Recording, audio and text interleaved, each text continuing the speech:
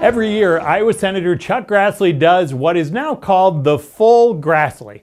He goes to all of Iowa's 99 counties. But what about 108 counties? Hi, I'm Dave Price. This week, State Senator Mike Busolo introduced his plan for Iowa to buy the southern 9 counties in Minnesota. Some people on both sides of the border have laughed about the idea. I don't think I really like that idea. That sounds very strange. So is this idea legit or not? Dave, for years, politicians everywhere have talked about how do they grow their state, how do they grow their country. And this is an opportunity for Iowa to think bigger, literally, to buy the bottom 9 counties of Minnesota, to make Minnesota Iowa again.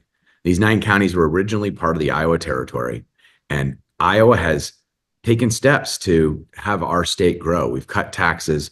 We've reduced regulations. We've become more family friendly. We're in a budget position where we've done all of those things and have billions of dollars in reserve. Why not buy those counties from Minnesota, in a state that really does need the cash? Okay, so I think maybe some people can understand from Iowa's perspective. You're looking at these 9 counties, rural counties, Republican counties. So add them to the 99 we have here, as your party has done so well recently in this state with voters. But why would Minnesota go for this? Why would they give up some of their territory? Well, don't make it about politics. Make it about the people. The Minnesotans who become Iowans would immediately have lower income taxes, lower sales taxes, lower business taxes, that have a regulatory environment that's going to be more friendly for investment in literally everything that they're doing, whether that's farming, agriculture, renewable energy, or just business in general. And they'd have a family-friendly state, a state that's going to give them more educational opportunity. You know, Minnesota right now is having a tough time even getting their legislature going. Constitutional crisis in the Minnesota House.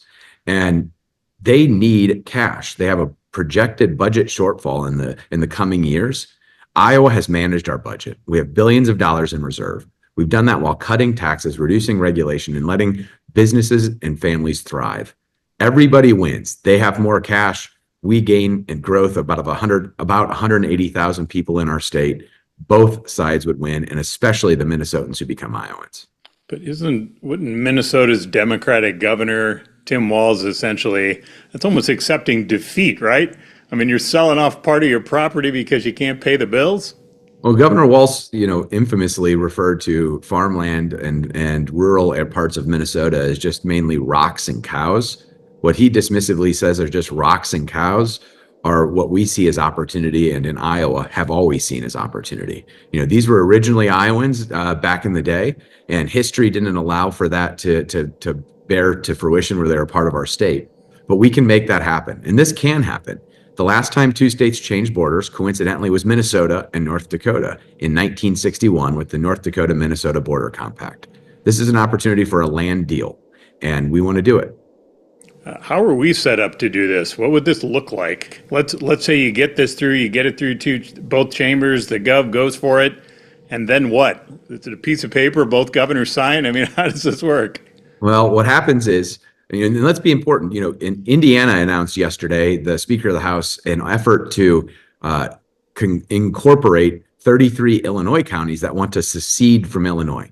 Conversations like that have taken place in Oregon, between Oregon, Eastern Oregon, and Idaho, Eastern Oregon becoming a part of Idaho. We're not talking about secession. We're talking about an investment for Iowa taxpayers that will have a return on investment.